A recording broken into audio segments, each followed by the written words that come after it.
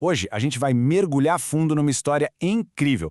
A história de um sistema que, sabe, não só modernizou, mas virou de cabeça para baixo o cenário financeiro de uma das maiores economias do mundo. E tudo isso em pouquíssimos anos. Pois é, a gente está falando da história do Pix. Para a gente ter uma ideia do tamanho dessa transformação, vamos começar com um número que, olha, é de cair o queixo. Desde que foi lançado, o Pix já economizou mais de 106 bilhões de reais para todo mundo. Consumidores, empresas, todo mundo mesmo. E como isso aconteceu? Simples. Ele entrou no lugar daquelas transferências bancárias bem mais caras, tipo o TED, sabe? E também dos pagamentos em débito que sempre tinham aquelas taxinhas para os lojistas. Isso tudo, claro, leva a gente para a pergunta central de toda essa análise. Como é que um único sistema de pagamento conseguiu transformar uma economia inteira desse jeito? E, talvez o mais importante, o que o mundo pode aprender com essa história? Quais são as lições que a experiência brasileira tem para oferecer para outros países que estão aí tentando modernizar seus sistemas? Então vamos lá. Para começar, vamos entender o básico. O que é exatamente esse tal de Pix e como é que ele se encaixa nessa onda global de pagamentos? Bom, na sua essência, o Pix é uma infraestrutura pública. Dá para pensar nele como se fosse uma autoestrada digital para o dinheiro, sabe?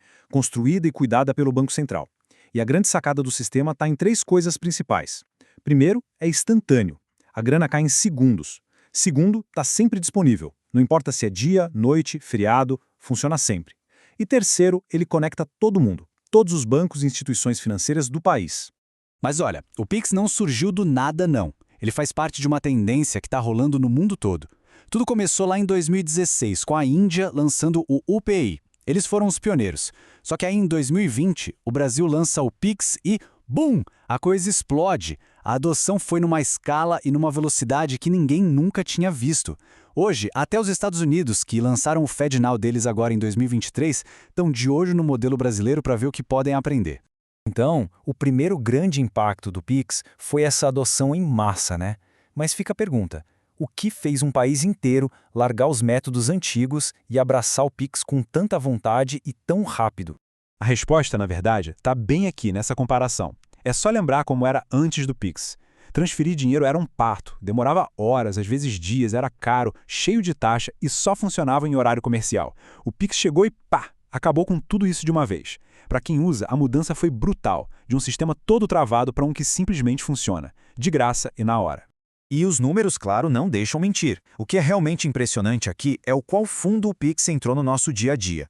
Não é só uma ferramentazinha para mandar dinheiro para um amigo. Não. Virou uma força dominante no e-commerce, nas lojas físicas. A adoção é praticamente universal entre a população adulta. É impressionante. Agora, a gente entra na segunda onda de impacto. E essa talvez seja a mais devastadora de todas. Foi a hora do acerto de contas com as gigantes da indústria de cartões. Porque sim, o sucesso do Pix foi um míssil teleguiado direto no modelo de negócio dos cartões de crédito e débito. Olha essa frase do presidente do Banco Central do Brasil. Quando ele disse isso uns anos atrás, muita gente achou que era exagero, que era ousado demais. Hoje soa quase como uma profecia. Ele sacou que um sistema público, eficiente e barato podia sim ameaçar um domínio que já durava décadas, o das redes de cartões. E o ponto crucial está aqui, nos dados. Eles mostram uma virada de jogo gigantesca. Pega 2022, por exemplo. O volume de dinheiro que passou pelo Pix já era mais que o triplo do volume somado de todos os cartões de crédito e débito no Brasil. É verdade que os cartões ainda tinham mais transaçõezinhas pequenas, individuais, mas em volume total de grana, o Pix já tinha atropelado. E a coisa não para por aí não. O Banco Central não dorme no ponto e continua melhorando o sistema. A próxima grande novidade é o Pix automático. Pensa só, débito automático para pagar contas, assinaturas, tudo direto pelo Pix. Isso é um ataque direto a um dos últimos grandes redutos do cartão de crédito. Beleza, vamos para a terceira onda de impacto. Essa bateu em cheio no ecossistema das startups financeiras, as fintechs. Para elas, o Pix foi uma faca de dois gumes, ao mesmo tempo uma oportunidade e uma ameaça de vida ou morte, que forçou todo mundo a repensar completamente suas estratégias. Uma pesquisa recente da PwC mostra bem o clima da coisa. Acabou aquela era do crescer a qualquer custo, sabe? Agora, as fintechs estão com o pé no freio, focando em ser sustentáveis, em ter operações mais enxutas, um crescimento mais pensado. Por quê? Porque o Pix transformou o pagamento básico numa coisa comum, uma commodity. E isso forçou todo mundo a ir procurar onde agregar valor de verdade. E esse gráfico aqui mostra exatamente para onde o dinheiro está indo. Em só 2 anos, o foco das fintechs mudou da água para o vinho. Saiu do consumidor final, o tal do B2C, e foi com tudo para as empresas, o B2B. A razão é simples. O Pix resolveu a vida do consumidor de um jeito tão bom e tão barato que simplesmente não dá mais para competir ali. A grande oportunidade agora é outra. É construir soluções para as empresas usando a infraestrutura do Pix como base. Isso, claro, criou um monte de desafios novos.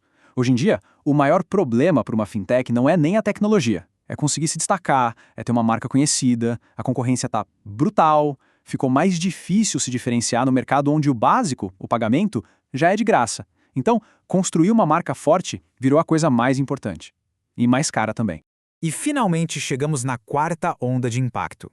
O que o sucesso do Pix tem a ensinar para o resto do mundo, especialmente para sistemas que estão nascendo agora, como o FedNow lá nos Estados Unidos.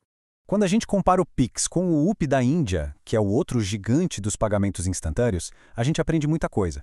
Os dois são um sucesso, sem dúvida, mas o Pix se destaca aí muito na taxa de adoção entre os adultos. É quase o triplo do UPI. E por que isso? Aparentemente, muito se deve ao modelo centralizado do Pix e principalmente por ele já vir dentro dos aplicativos de banco que todo mundo já usava. Foi muito mais fácil de começar a usar.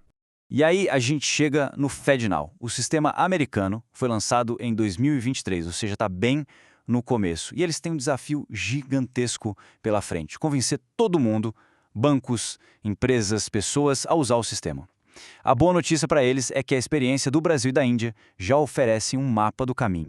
E as lições são bem diretas. Primeiro de tudo, a experiência tem que ser a mesma, simples e padronizada, não importa o banco que a pessoa usa. Segundo ponto, que é chave, o preço. Ser de graça para as pessoas foi o que fez o Pix decolar. E terceiro, aquela ideia genial das chaves, os apelidos. Poder mandar dinheiro para um e-mail ou para um número de celular, em vez de ter que digitar agência, contas, CPF, isso muda tudo, deixa o processo muito mais fácil. E é assim que a história do Pix nos deixa com uma pergunta, uma provocação, na verdade. Será que a gente está vendo uma mudança fundamental acontecer, onde a infraestrutura de pagamentos, que sempre foi dominada por empresas privadas, está virando um serviço público básico, tipo água, tipo luz, só que fornecido pelo Estado, pelo Banco Central? O experimento brasileiro parece que está dizendo que sim, esse pode muito bem ser o futuro.